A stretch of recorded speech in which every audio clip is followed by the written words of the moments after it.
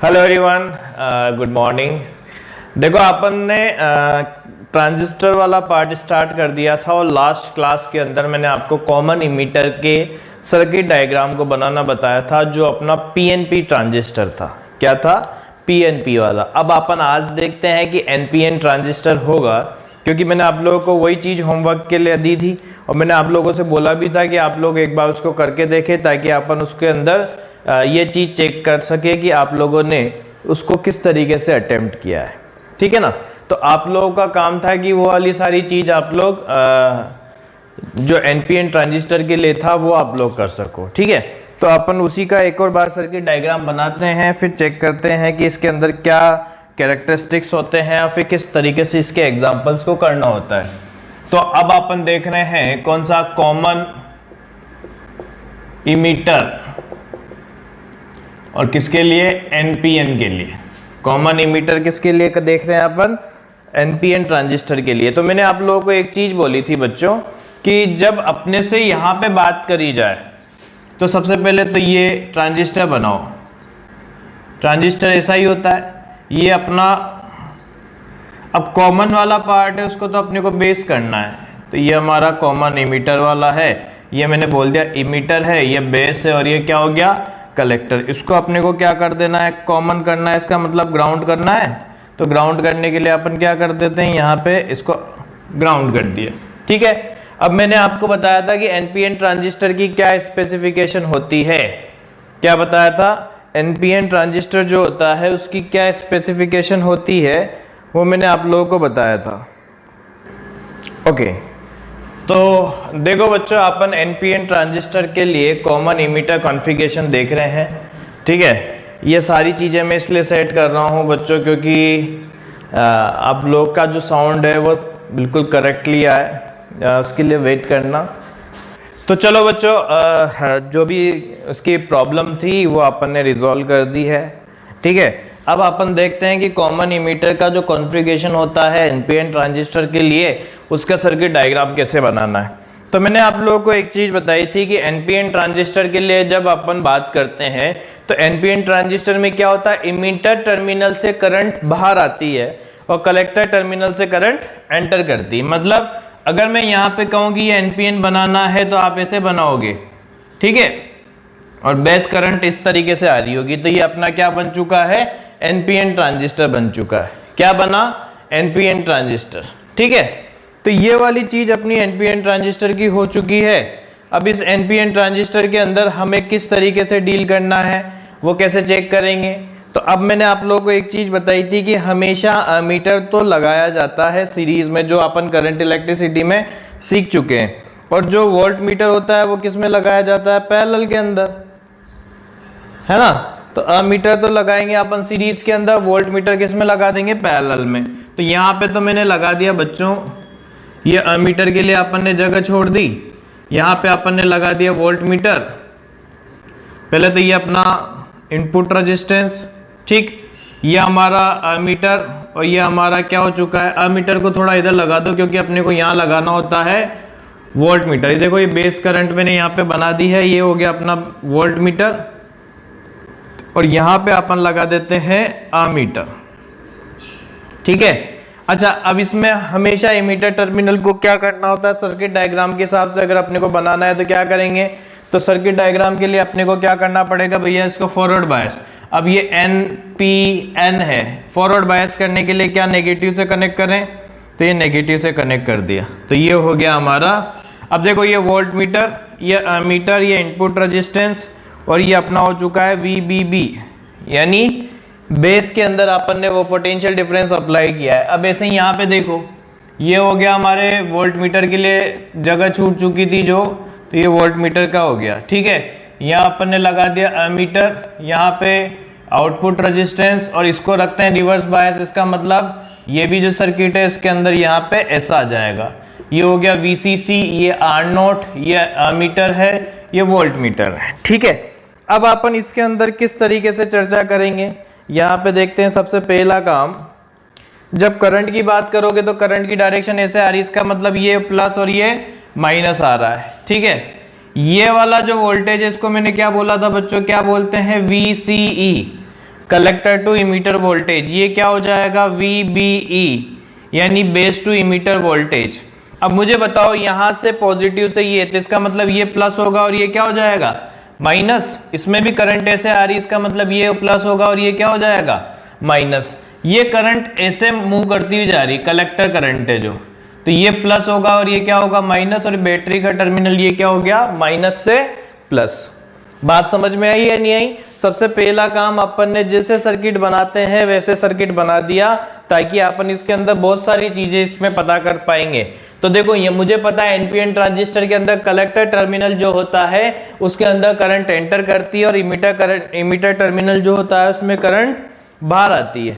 तो emitter terminal से current बाहर आ गई। अब मैंने करंट की पोलैरिटी से ही क्या बनाया वोल्टेज, तो करंट की पोलैरिटी से यहाँ अपन ने वोल्टेज बना दिया, ये पॉजिटिव नेगेटिव, ये पॉजिटिव नेगेटिव, ठीक है। अब इसके बाद अगर मैं आपसे कहूं कि यहाँ पे जो करंट आएगी ये तो बहुत कम उसकी होगी, तो अपन माइक्रो एम्पियर वाला लगा सकते हैं, ये वोल्ट वाला लगा सकते हैं, ठीक है। तो अगर अपन इसमें बात करें इनपुट करंट, तो इनपुट करंट हमारे पास कौन सा है IB है, ठीक है। अगर अपन बात करें इनपुट वोल्टेज, तो ये ध्यान में रखना बच्चों, इनपुट वोल्टेज है अपना VB, जो मैंने आपको बताया था। एक्चुअल में ट्रांजिस्टर के टर्मिनल के अक्रॉस जो वोल्टेज आ रहा है वो इनपुट वोल्टेज हो गया। आउटपुट करंट की बात करें तो आउटपुट करंट हमारी हो चुकी है, आउटपुट कहां से ले रहे हैं कलेक्टर से, यानी IC। और आउटपुट वोल्टेज का मतलब क्या है, आउटपुट वोल्टेज का मतलब जो ट्रांजिस्टर के दूसरी साइड हमें रिसीव हो रहा है वो कितना VCE का मतलब कलेक्टर टू इमीटर वोल्टेज। क्या आ जाएगा कलेक्टर टू इमीटर वोल्टेज, ठीक है। अब ये माइनस और ये प्लस हो चुका है। अब अगर मैं आपसे कहूं कि वोल्टेज गेन बताओ, क्या बताओ वोल्टेज गेन, तो वोल्टेज गेन का मतलब क्या हो गया भैया, वोल्टेज गेन का मतलब हो चुका है हमारे लिए VCE अपॉन VBE, यानी output voltage upon input voltage.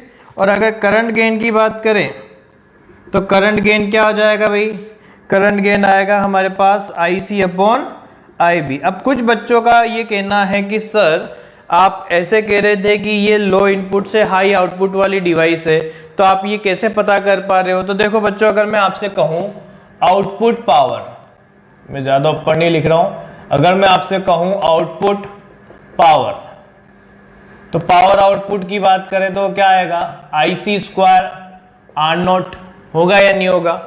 और अगर मैं बात करूं इनपुट पावर की, तो इनपुट पावर कितना आ जाएगा, इनपुट पावर आएगा IB स्क्वायर इंटू RI। ये आउटपुट पावर है, ये इनपुट पावर है। अगर मैं यहाँ पे कहूँ पावर गेन बताओ, तो पावर गेन की वैल्यू बात करेंगे तो क्या आएगा P output upon P input. अब आउटपुट कितना है IC स्क्वायर R0 और ये क्या है IB स्क्वायर RI, है या नहीं है।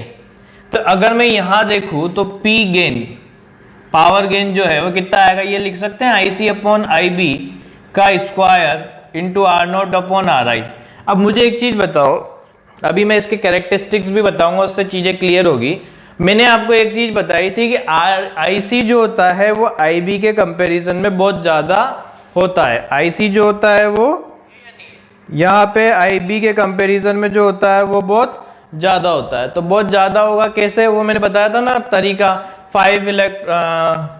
5 चार्जेस और वो 95 वाले से। तो आप ये देख सकते हो, अपने को एक चीज पता है कि IC is greater than IB। क्यों, क्योंकि अपने को पता है ये तो किस में आती है माइक्रो एम्पियर में और ये मिली एम्पियर में।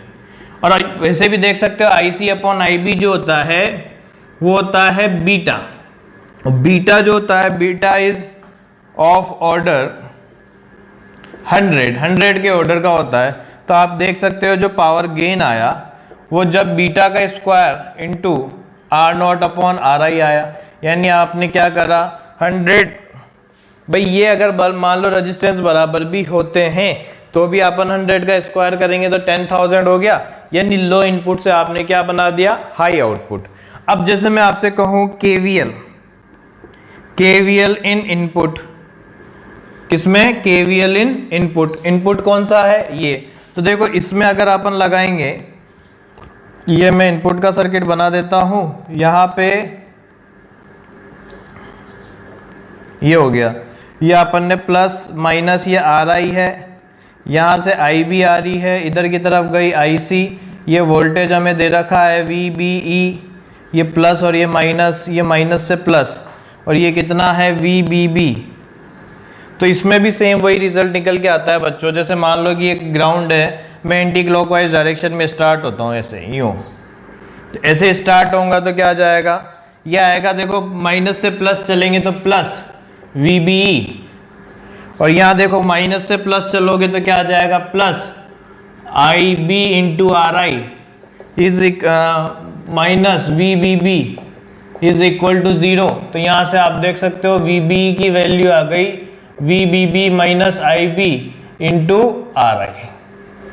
वी बी की वैल्यू कितनी आ गई, V B B minus I B into R I. अब अगर मैं आपसे कहूँ आउटपुट सर्किट केवीएल, अगर वहां पे केवीएल लगाएंगे हम आउटपुट सर्किट के अंदर तो क्या आ जाएगा, ये आएगा ऐसा,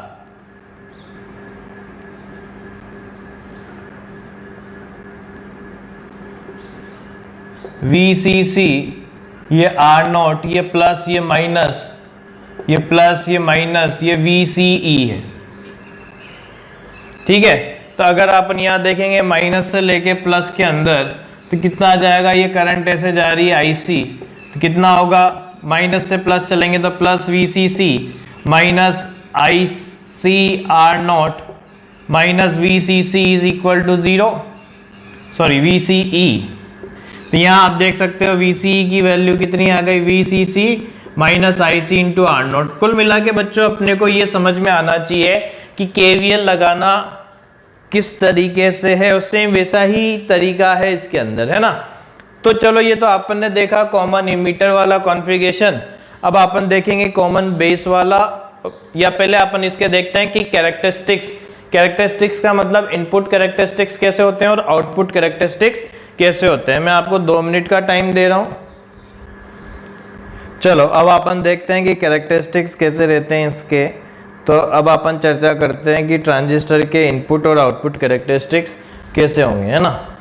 तो देखो बच्चों, इसके अंदर कोई नई चीज़ नहीं है, कोई नया डिफरेंस नहीं है। जैसे अपन ने फॉरवर्ड बायस, रिवर्स बायस पढ़ा था, बस उसी को ग्राफ को अपन क्या कर रहे हैं, बनाएंगे। बस उसमें कुछ चीज़ें हैं वो ध्यान में रखनी है, बाकी इसके अंदर ऐसा कोई डिफरेंसेस नहीं आ रहे हैं। सेम वो का वही है जो इसके अंदर था। क्या देख रहे हैं, कैरेक्टरिस्टिक्स ऑफ ट्रांजिस्टर।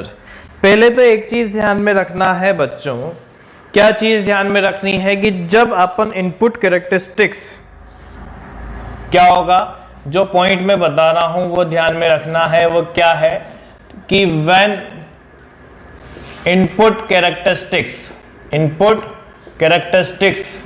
आर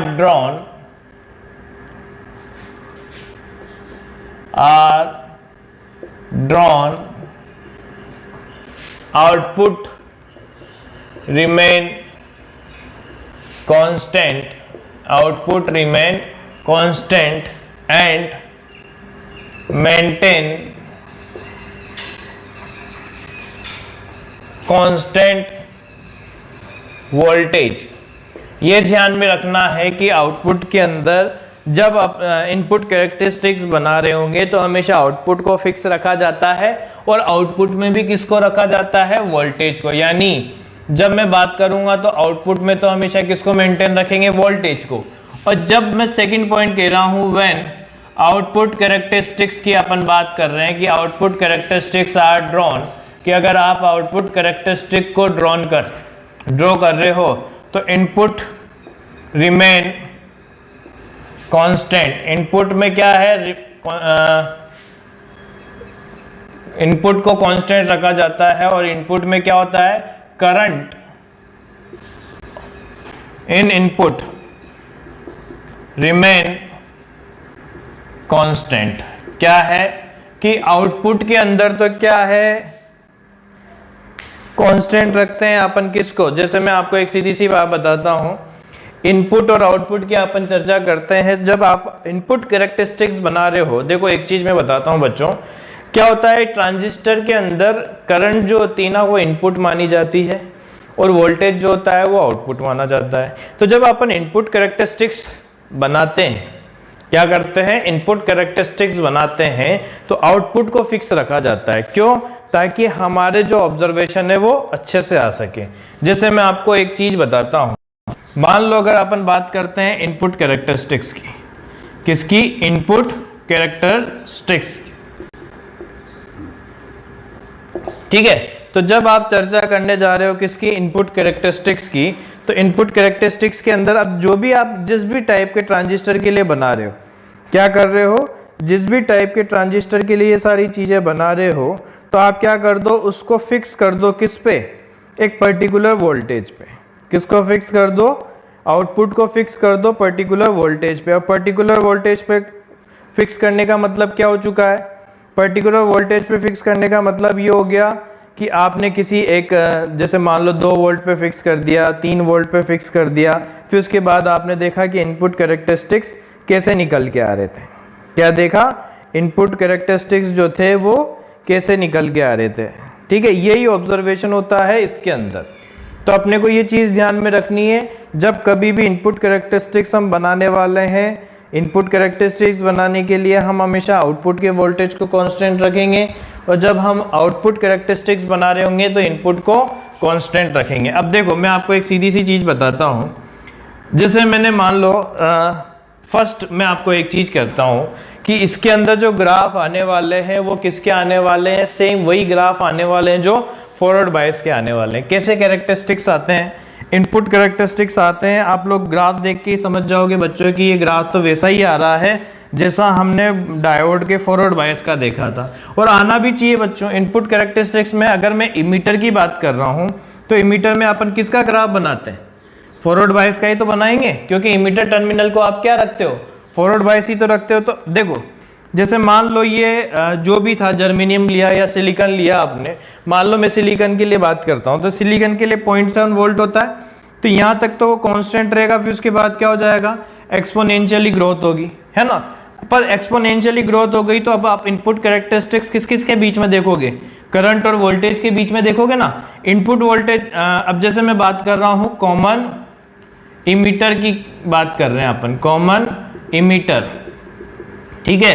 तो कॉमन इमीटर की बात करेंगे तो कॉमन इमीटर में क्या हो गया, इनपुट तो आपकी IB हो गया और वो कितना हो जाएगा, VB। तो यहाँ पे तो आप क्या रखोगे, VBE को, और यहाँ पे किसको रखोगे, IB को, ठीक है। अब जैसे मैं आपको एक सीधी सी बात बताता हूँ कि लेट आउटपुट है ना, आउटपुट को कांस्टेंट रखना है ना अपने को, आउटपुट कांस्टेंट, तो मैंने क्या करा, VCE, किसको, VCE फिक्स्ड एट 2 वोल्ट। मैंने क्या कर दिया, VCE को फिक्स कर दिया किस पे, 2 वोल्ट पे फिक्स कर दिया। जो भी अपना था ना आउटपुट, उसको आपने किस पे फिक्स कर दिया, VCE को फिक्स कर दिया किस पे, 2 वोल्ट पे। तो जब 2 वोल्ट पे आपने फिक्स कर दिया तो इनपुट कैरेक्टरिस्टिक्स आपने देखे। अब कुछ बच्चे सोच रहे होंगे कि सर ऐसा फिक्स क्यों कर रहे हैं, एक्चुअल में ये होता है बाई टर्मिनल डिवाइस होने की वजह से ट्रांजिस्टर, अगर आप आउटपुट को फिक्स नहीं रखोगे तो इनपुट के कैरेक्टरिस्टिक्स चेंज हो जाएंगे। क्योंकि क्या होता है कि ट्रांजिस्टर को आप बाय स्विच की तरह यूज कर सकते हो। जैसे मैं आपको आगे जाके जब अपन लॉजिक गेट पढ़ेंगे तो मैं आपको बताऊंगा भी सही। आपने देखा होगा कि अपन आजकल ऐसे स्विच वगैरह भी होते हैं ना जिसके अंदर आपने देखा होगा कि अपन सीढ़ियों पे चढ़ने वाले हैं तो नीचे से चालू करते हैं, फिर ऊपर से जाके उसको क्या कर देते हैं, बंद कर देते हैं। जबकि नीचे से तो स्विच ऑन रहता है पर ऊपर से वो क्या हो जाता है, ऑफ हो जाता है। वही वाली कंडीशन है बच्चों। तो अपन चाहते हैं कि अगर हम इनपुट आउटपुट वेरी नहीं करें तो आउटपुट को क्या कर देते हैं, फिक्स कर देते हैं। तो आउटपुट को अपन ने फिक्स कर दिया लेट से कितने पे, 2 वोल्ट पे। तो 2 वोल्ट पे फिक्स किया तो ये VCE कितना, VCE 2 वोल्ट पे था तो ये कैरेक्टरिस्टिक्स आ गए। ठीक है, ये फॉरवर्ड बायस तो वहीं पे होगा जहां पे होना था। तो पहले तो क्या होगा, वही जनरल फिनोमिना अपन जो कहते हैं, when voltage of input increases. आपने अगर वोल्टेज इनपुट का इंक्रीज कर रहे हो तो क्या होता जाएगा, movement of charges start and depletion layer width start decreasing and at a certain voltage, जिसे बोलते हैं अपन बैरियर पोटेंशियल, डिप्लीशन लेयर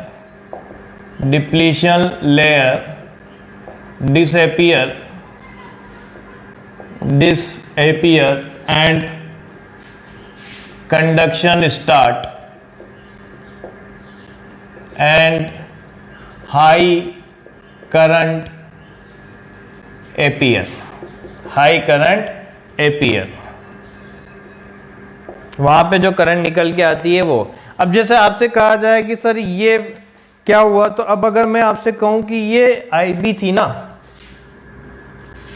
तो ये देखो धीरे धीरे इसकी वैल्यू बढ़ती जाएगी। यहाँ पे वोल्टेज कुछ अलग था, फिर यहाँ पे वोल्टेज कुछ अलग था, फिर यहाँ पे वोल्टेज कुछ अलग था। ये आपका वोल्टेज देखो, अब यहाँ पे आप देख सकते हो कि वोल्टेज में चेंज कम आ रहा है, करंट में चेंज बढ़ता जा रहा है। एक्सपोनेंशियल चीज़ हो रही ना, तो आपने वोल्टेज तो बहुत कम इंक्रीज कर रहा है पर करंट एक्सपोनेंशियली इंक्रीज कर रही है। अगर आप यहाँ पे ढंग से देख पा रहे हो तो ये सारी चीज़ आपको दिख जाएगी।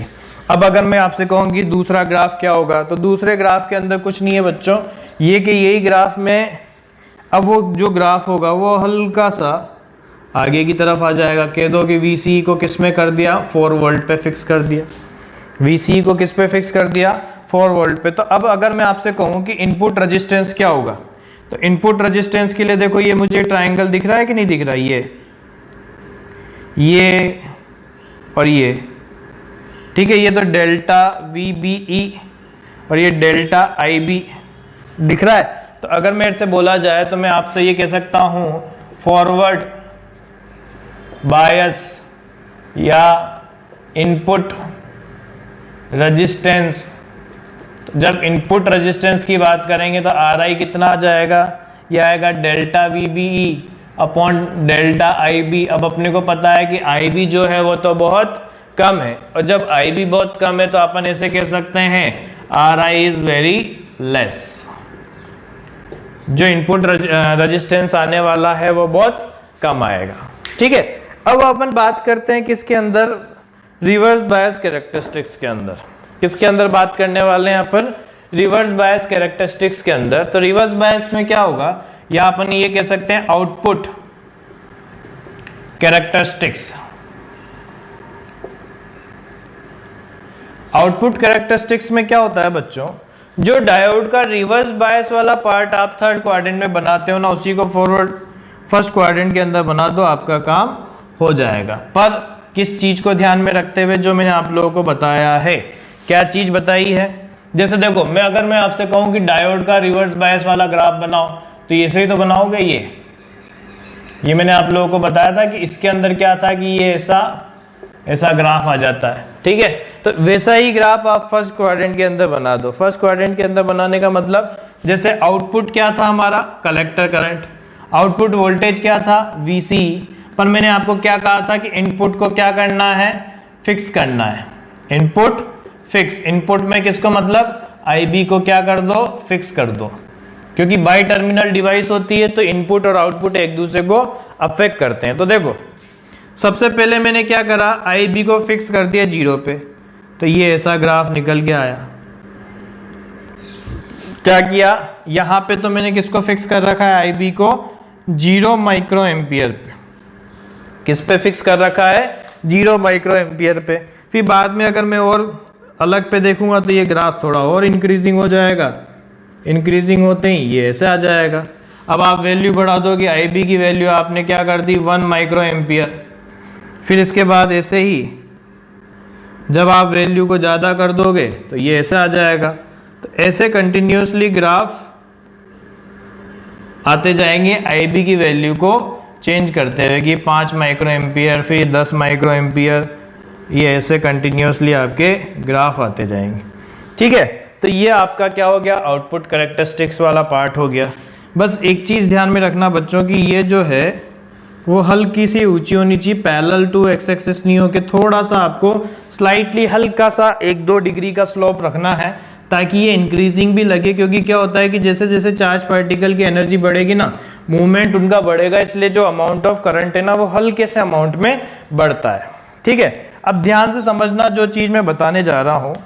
इसमें रिवर्स बायस में जैसा मैंने आपको बताया था कि रिवर्स बायस में डायोड के सबसे ज़्यादा एप्लीकेशन होते हैं, इसी तरीके से यहाँ पे अगर आपसे पूछा जाए तो ये डायोड के 3 रीजन होते हैं बच्चों। ये एक तो मैंने ग्रीन कलर का बना ही रखा है ना, ये एक ब्लू कलर का और बनाया, और एक ये अपना हो गया ये वाला। ठीक है, अब आप सोचोगे कि ये वाली लाइन का मतलब, अरे भैया ये जो जहां पे आपका ब्रेकडाउन हो चुका है ना, देखो अब मैं आपको एक चीज बताता हूं, इसके पहले क्या था, जैसे यहां वाले की अपन बात करते हैं। सबसे पहले देखो क्या हुआ कि आपने वोल्टेज को अप्लाई किया, इस रीजन को तो अपन बोलते हैं कट ऑफ रीजन। ठीक है, इस वाले पार्ट को बोलते हैं अपन एक्टिव रीजन, और ये जो आगे वाला पार्ट है ना जिसको नहीं बना पा रहे उसको अपन इधर लिखते हैं, इसे बोलते हैं अपन सैचुरेशन रीजन।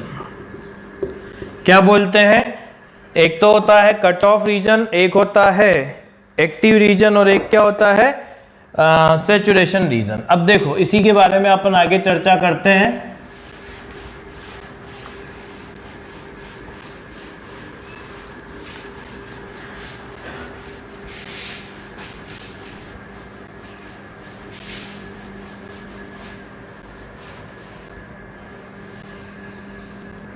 देखो सबसे पहले बात करते हैं अपन कट ऑफ रीजन की। कट ऑफ रीजन किसकी बात कर रहे हैं अपन, किसकी सबसे ज्यादा चर्चा कर रहे हैं, कट ऑफ रीजन की यहां पे अपन चर्चा करने वाले हैं। तो कट ऑफ रीजन का मतलब क्या है, ध्यान से समझना बच्चों। कट ऑफ रीजन का मतलब क्या है, ये वो जगह होती है जहां पे, जैसे देखो ये वाला जो पार्ट होता है ना, जब अपन बात करें ट्रांजिस्टर के अंदर तो आप ऐसे कह सकते हो कि when input is reverse biased, input is reverse biased, या यूं कह सकते हो when no conduction in input start, जब कोई कंडक्शन इनपुट के अंदर स्टार्ट नहीं होता, या यूं ये भी कह सकते हैं when input voltage is less than 0.7 volt. अपन ये जब बात कर रहे हैं कट ऑफ रीजन के अंदर तो उसमें क्या चीज कह रहे हैं कि जब इनपुट के अंदर आपने कोई कंडक्शन स्टार्ट नहीं किया है, या फिर वो जो इनपुट वोल्टेज है वो 0.7 वोल्ट से कम है, या जब वो रिवर्स बायस है, तो हमें एक और चीज पता है, output voltage is also reverse biased, output is also reverse biased, क्योंकि आउटपुट में भी कोई कंडक्शन स्टार्ट नहीं हुआ है, क्योंकि ये वाला रीजन तो वो होता है जब डिप्लीशन लेयर की विड्थ क्या होती है, इंक्रीज करती है। When depletion layer width start increasing, है ना, कट ऑफ के अंदर। तो ये समझ लेना कि कट ऑफ का मतलब ये होता है कि जब इनपुट और आउटपुट दोनों ही रिवर्स बायस कंडीशन में होते हैं ना, तभी तो देखो यहाँ पे कुछ जो आप ये देख सकते हो कि आउटपुट करंट जो आ रही है, आउटपुट करंट जो निकल के आ रही है आईसी इज वेरी लेस, है ना, क्योंकि क्या है, रिवर्स बायस कंडीशन है। ठीक है, आईबी की आप देख रहे हो 0 माइक्रो एम्पियर पे आपने फिक्स कर रखा है, मतलब ये भी क्या हो गया, रिवर्स बायस कंडीशन के अंदर, तो ये कट ऑफ हो गया। इस वाले रीजन के अंदर ज्यादातर अपन जो यूज करते हैं वो आती है स्विच ऑफ कंडीशन। क्या आती है, स्विच ऑफ कंडीशन। मतलब ट्रांजिस्टर का सबसे अच्छा एप्लीकेशन क्या होता है, स्विचिंग एप्लीकेशन के अंदर। जैसे मैं आपको और अच्छे से क्लियर करता हूं, जो हमारे पहले के स्विचेस थे उसके अंदर क्या होते थे, लॉसेस ज्यादा होते थे। जो पहले के स्विच वगैरह होते थे उनके अंदर लॉस ज्यादा होते थे, जिसकी वजह से आपकी एफिशिएंसी को वो कहीं ना कहीं अफेक्ट करते थे। हमने सेमीकंडक्टर डिवाइसेस का यूज करके, भाई अपने को पता है उनके जो फॉरवर्ड बायस रेजिस्टेंस होते हैं वो बहुत कम होते हैं, जिसकी वजह से उनका पावर कंजम्पशन अगर आप देखोगे तो 0.7 वोल्ट के हिसाब से होगा तो बहुत कम होता है, जिसकी वजह से एफिशिएंसी पे वो इतना इफेक्ट नहीं डाल पाते हैं। इसलिए अपन ट्रांजिस्टर को किसकी तरह यूज करते हैं, एज ए स्विच। तो ट्रांजिस्टर की वैल्यू अगर एज ए स्विच यूज करते हैं तो एज ए स्विच के अंदर क्या होता है, ये वाला जो रीजन होता है ना, जब इनपुट और आउटपुट दोनों ही रिवर्स बायस होते हैं उसे कट ऑफ बोला जाता है। कट ऑफ का मतलब उस जगह पे क्या है, स्विच ऑफ हो रखा है, ये अपने को ध्यान में रखना है, ठीक है। फिर बात करते हैं अपन एक्टिव रीजन की। एक्टिव रीजन है ना, एक्टिव रीजन के अंदर क्या हो चुका है, when the input is forward bias or conduction in input start, and when the input is forward bias and conduction in input start, and when voltage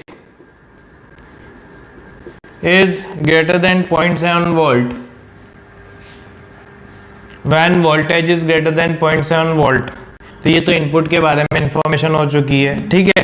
अब जब बात करेंगे आउटपुट के बारे में, तो आउटपुट क्या है, output remain forward, output remain reverse bias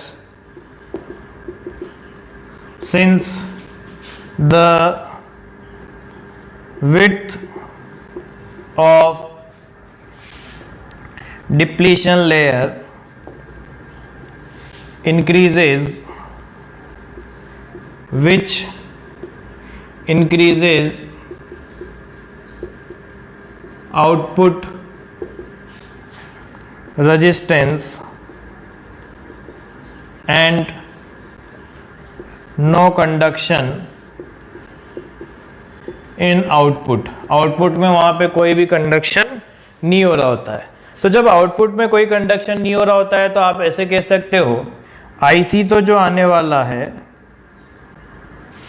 जब अपन इसके अंदर बात करेंगे तो ये वाला जो होता है वो आता है एम्पलीफायर। एम्पलीफायर का मतलब क्या है, लो इनपुट हाई आउटपुट। कैसे, हमें पता है forward bias resistance, forward bias resistance जो है वो तो बहुत वेरी लेस है ना। और जब बात करें रिवर्स बायस रेजिस्टेंस, तो रिवर्स बायस रेजिस्टेंस की अगर आप बात करोगे तो रिवर्स बायस रेजिस्टेंस वो वेरी हाई। तो यहाँ पे अगर आप देखोगे पी आउटपुट तो वो होगा जो भी, जिस भी टाइप से आप समझ लो, जिस टाइप का भी वो ट्रांजिस्टर है। मैं ये नहीं कह रहा हूँ कि कॉमन इमीटर है, मैं ये भी नहीं कह रहा हूँ कि वो कॉमन बेस है, अपन किसी के बारे में नहीं कह रहे हैं, ठीक है। वो कोई सा भी ट्रांजिस्टर हो सकता है। तो उसके बारे में जब अपन चर्चा कर रहे हैं तो आप ये लिखोगे कि आई सी स्क्वायर आर नॉट, इनपुट के लिए अपन बात करेंगे तो आई बी स्क्वायर आर आई। तो आउटपुट रेजिस्टेंस बढ़ गया, इनपुट रेजिस्टेंस कम है, इसका मतलब हाई पावर गेन आया, नहीं आया। तो आप ऐसे समझ लेना कि एक्टिव रीजन के अंदर जो डायोड होता है ना, जैसे मैं आपको एक सीधी सी बात बताता हूँ, एम्पलीफायर का मतलब क्या होता है, कुछ बच्चों को क्लियर नहीं हो। तो जैसे मैं आपको बताऊँ, माइक का जो स्विचिंग ऑपरेशन होता है ना, उस टाइम पे क्या होता है कि हम जो बोल रहे होते हैं वो तो इनपुट में जाता है, जिसकी वजह से वो क्या कर देते हैं, उसको एम्पलीफाई कर देते हैं। आपकी वॉइस को बढ़ा के उन्होंने क्या कर दिया, इतनी ज़्यादा कर दिया कि सबके लिए वो ऑडिबल हो चुकी है।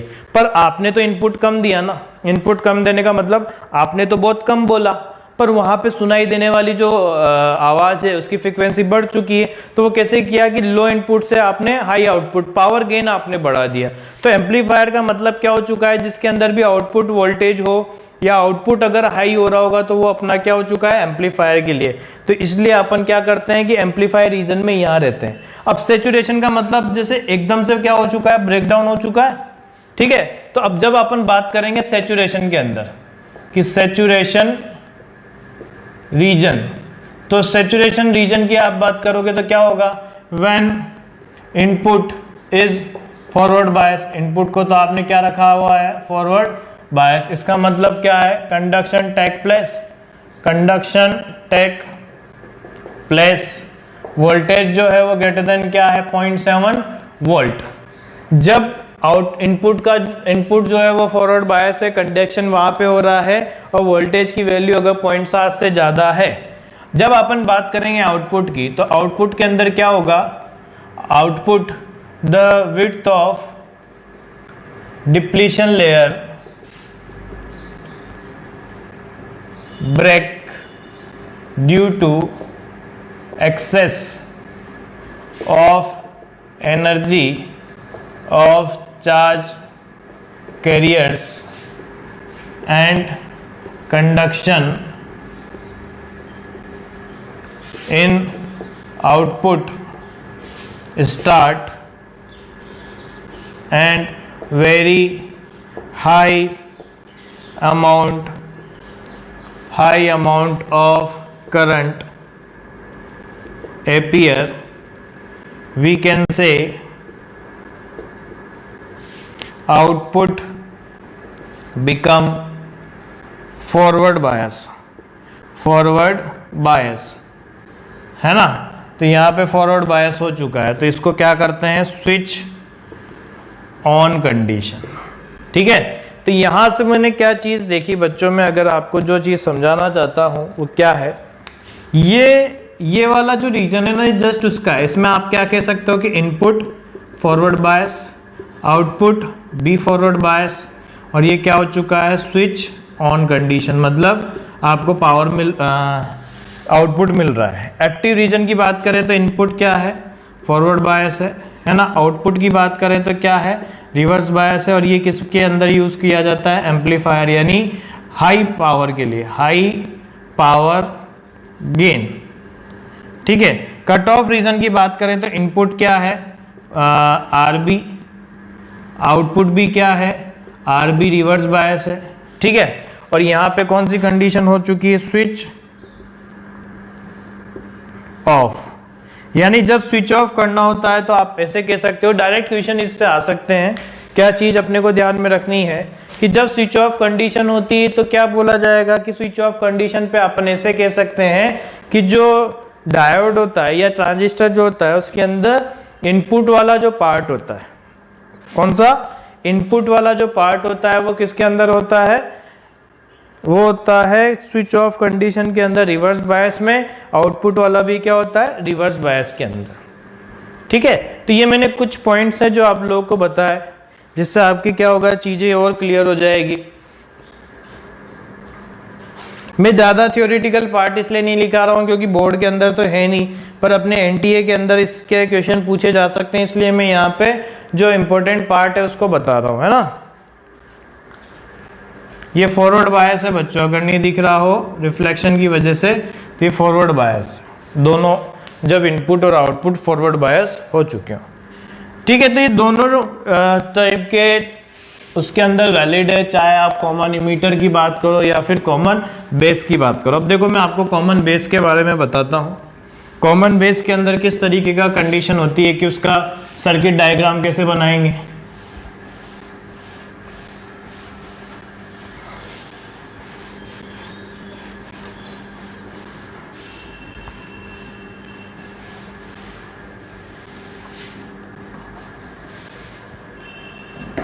ठीक है, तो बात करते हैं अपन सबसे पहले कॉमन बेस। कॉमन बेस, तो कॉमन बेस की जब अपन बात करेंगे तो मैंने क्या कहा, पहला अपन बना रहे हैं पीएनपी। तो पीएनपी के लिए बनाओ, सबसे पहले तो अब उसमें इमीटर को ग्राउंड करना था, इसमें किसको ग्राउंड करना है, बेस को। तो मैंने ट्रांजिस्टर में ऐसे बनाऊंगा, ये और ये हो गया, ये हमारा ट्रांजिस्टर। ठीक है, बेस टर्मिनल है तो उसको क्या कर दिया, ग्राउंड कर दिया। ठीक, अब ये हमारा पार्ट है पीएनपी, ये इमीटर है, ये बेस है, और अगर मैं कलेक्टर की बात करूं तो ये कलेक्टर वाला पार्ट हो गया।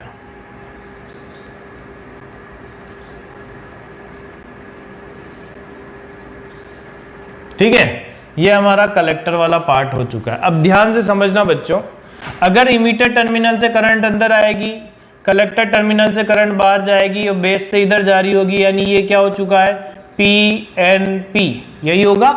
अब अपन इसके लिए बनाते हैं। सबसे पहले मैंने क्या बताया था कि यहाँ पे और ये बैटरी बना देंगे। यहाँ पे क्या बनाओगे, एक अमीटर, और इधर क्या बना दोगे, वोल्ट मीटर। तो ये अपन ने वोल्ट मीटर बना दिया। अब ये PNP है, तो आपको क्या करना है, फॉरवर्ड बायस। तो फॉरवर्ड बायस के लिए ये वाली चीज आ गई। ये क्या आ जाएगा, VEE। भाई वहां पे जब बेस के अंदर किया था तो वहां पे VBB किया था, यहाँ पे किसके अंदर कर रहे हो, मीटर के अंदर, तो यहाँ क्या आ जाएगा, VEE। ये अमीटर है, वो ये वोल्ट मीटर है। ठीक है, फिर चर्चा करते हैं आगे। यहाँ पे वापस से वो लगा दिया, ये रेजिस्टेंस।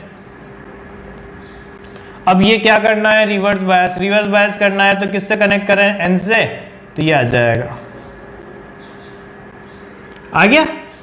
अब मुझे बताओ, अगर मैं यहाँ पे बात करूंगा तो ये क्या क्या लिखने वाले हैं अपन, तो लिखने वाले हैं भैया, ये तो है VCC, ये है R0, ये हमारा वोल्ट मीटर आप यहाँ लगा दो। तो ये वोल्ट मीटर अपन लगा चुके हैं, ये अमीटर हो गया है।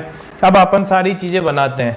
क्या इधर से करंट जाएगी, कौन सी करंट आ रही होगी, IE।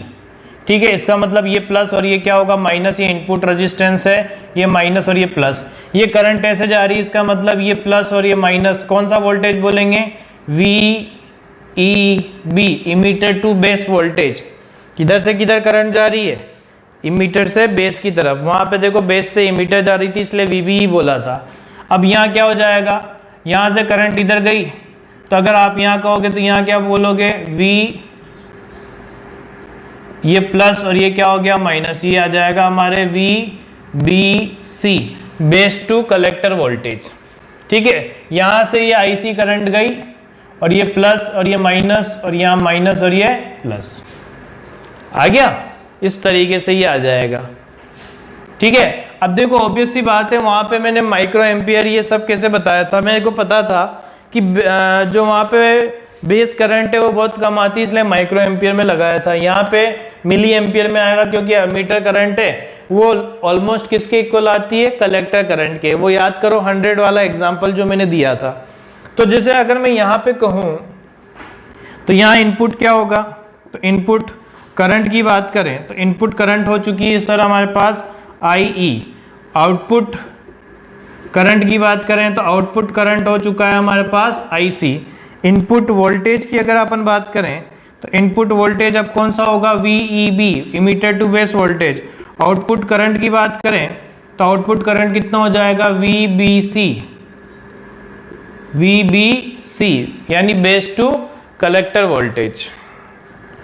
ठीक है, बेस टू कलेक्टर वोल्टेज चीजें हो चुकी है। अब अपन अगर इसके अंदर चर्चा करेंगे, किसके अंदर, कि इनपुट के अंदर आप KVL लगाओ तो क्या आ जाएगा, KVL इन इनपुट। अब मैं देखो डायरेक्ट बता रहा हूं बच्चों, माइनस से प्लस चलेंगे तो क्या आ जाएगा, प्लस VEE, फिर प्लस से माइनस चलेंगे तो माइनस IE इंटू RI, और यहाँ पे प्लस से माइनस चलेंगे तो minus VEB is equal to 0। तो यहाँ पे अपन देख सकते हैं कि VEB की वैल्यू आई VEE minus IE into RI। देखो वैसे ही रिजल्ट निकल के आ रहे हैं।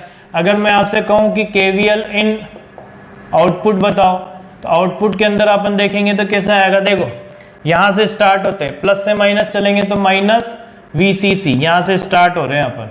फिर माइनस से प्लस चलेंगे तो प्लस IC इंटू R0, फिर माइनस से प्लस चलेंगे तो plus VBC is equal to 0। तो VBC की वैल्यू क्या आ गई, VCC minus IC into R0, है ना। अगर मैं यहाँ पे कहूँ वोल्टेज गेन बताओ, तो वोल्टेज गेन की बात करेंगे तो वोल्टेज गेन कितना आ जाएगा, VBC upon VEB, output voltage upon input voltage, है ना।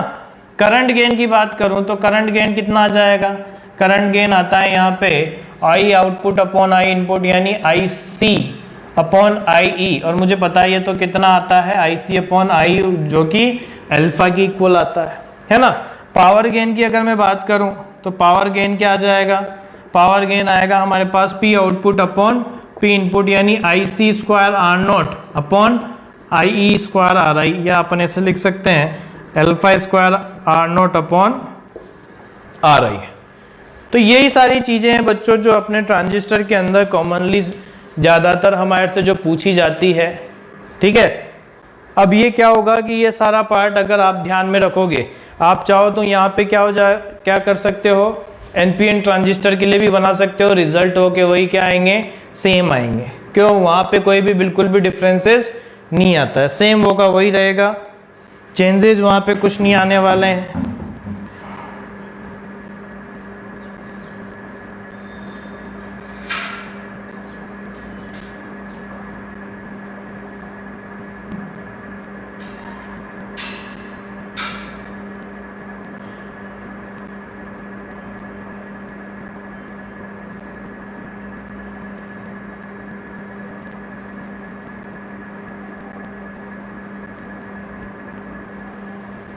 ठीक है, तो अपन चाहे जैसा इसके अंदर बना सकते हैं बच्चों।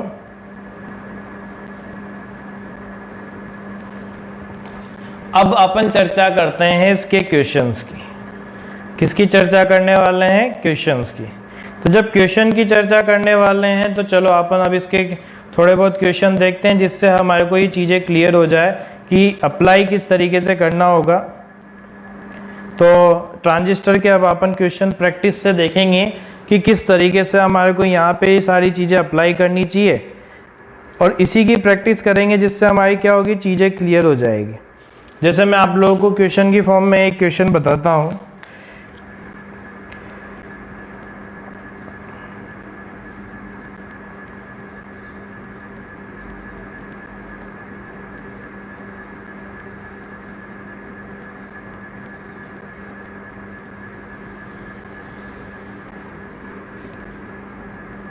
देखो, हमें ये दे रखा है कि कुछ इस टाइप का सर्किट है, थोड़ी चीज़ें समझनी पड़ेगी।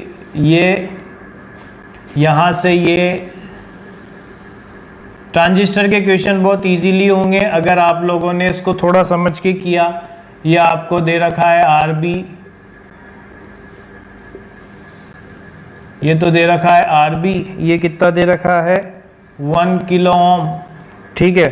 ये हमें दे रखा है 10 वोल्ट, और ये हो गया, यहाँ यूँ बोला हुआ है कि ये इमीटर टर्मिनल है, ये बेस है, ये कलेक्टर है, ये 10 वोल्ट की बैटरी है, करंट यहाँ से बाहर निकल रही है। आपसे बोला हुआ है कि ये VCE है, और कहा है कि VCE is equal to 5 volt, 5 volt आपको दे रखा है। VBE की आपके बारे में बोला है कि 0 वोल्ट है, और बीटा आपको दे रखा है 100, और आपसे पूछा हुआ है कि RB क्या होगा। क्या पूछा है कि RB की वैल्यू क्या होगी। पहले तो देखो बच्चों, एक इजी सा क्वेश्चन है, ज़्यादा घबराने वाली कोई बात नहीं है कि इस क्वेश्चन को किस तरीके से सॉल्व करेंगे। सबसे पहले तो सॉल्व करने के लिए ये आइडेंटिफाई करो कि ये कौन सा ट्रांजिस्टर है। अब इमीटर टर्मिनल से करंट बाहर निकल रही है, इसका मतलब ये N, ये P और ये N। पहले तो ये समझना सबसे ज़्यादा ज़रूरी, क्या NPN। अब मुझे बताओ, क्या NPN ऐसे है तो इसका मतलब IC कहीं ना कहीं यूँ आ रही होगी, IB कहीं ना कहीं यूँ आ रही होगी, यानी मैं ऐसे बना दूँ IB। तो जब IB ऐसे बनाओगे तो ये प्लस माइनस, ये प्लस माइनस, ठीक है, यहाँ तक क्लियर है। अच्छा, क्या ये VCE है, करंट ऐसे आ रही है, इसका मतलब ये प्लस और ये क्या होगा, माइनस होगा। और कितना दे रखा है, 5 वोल्ट दे रखा है। कितना दे रखा है, 5 वोल्ट, ये 0 है ना। अब मुझे बताओ, यहाँ 0 माना तो क्या यहाँ +10 होगा, जैसे अपन करंट इलेक्ट्रिसिटी में करते हैं, और यहाँ भी क्या आ जाएगा, +10। तो मुझे बताओ, इस पूरी लाइन के अंदर ये 0 है, तो क्या ये भी +5 होगा, क्योंकि माइनस से प्लस चलोगे तो +5। तो अगर मैं यहाँ करंट निकालूं तो क्या आ जाएगा कि 10 - 5 is equal to IC into 1 kilo ohm. तो यहाँ से IC की वैल्यू क्या आ गई, 5 मिली एम्पियर आई कि नहीं आई, कितनी आ गई, 5 मिली एम्पियर आ गई। अब मुझे ये बताओ, अगर मैं कहूँ बीटा, तो बीटा क्या होता है, IC अपॉन IB। तो अगर अपन बात करें तो IB कितना आ जाएगा, IC अपॉन बीटा। अब ये 5 मिली एम्पियर है, ये 100 है, तो ये कितना आया, 5 × 10⁻⁻5 एम्पियर। कितना आया, 5 × 10⁻⁻5 एम्पियर। अब मुझे बताओ, क्या ये भी +10 रहा होगा, है ना। अब मैं कैसे चलूंगा, यहां से यूं जाऊंगा, यूं जाऊंगा और यूं जाऊंगा। क्या यहां मुझे प्लस से माइनस 0 वोल्ट दे रखा है, तो मैं ऐसे लिख सकता हूं 10, ये 0 तो ये भी 0, यानी यहाँ 0, तो मैं क्या लिखूंगा कि 10 minus 0 is equal to IB into RB।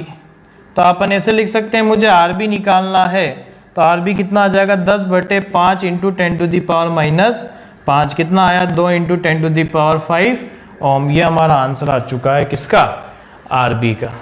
तो ऐसे बहुत सारे क्वेश्चन की प्रैक्टिस मैं आप लोगों को कराऊंगा बच्चों नेक्स्ट लेक्चर के अंदर, जिसके अंदर अपन बूलियन अलजेब्रा भी स्टार्ट कर चुके होंगे। बूलियन अलजेब्रा में तो बहुत इजी पार्ट है सेमीकंडक्टर का। होपफुली आप लोगों को सेमीकंडक्टर अच्छा समझ में आ रहा होगा। ठीक है, चलो अब अपन नेक्स्ट लेक्चर के अंदर बढ़ेंगे।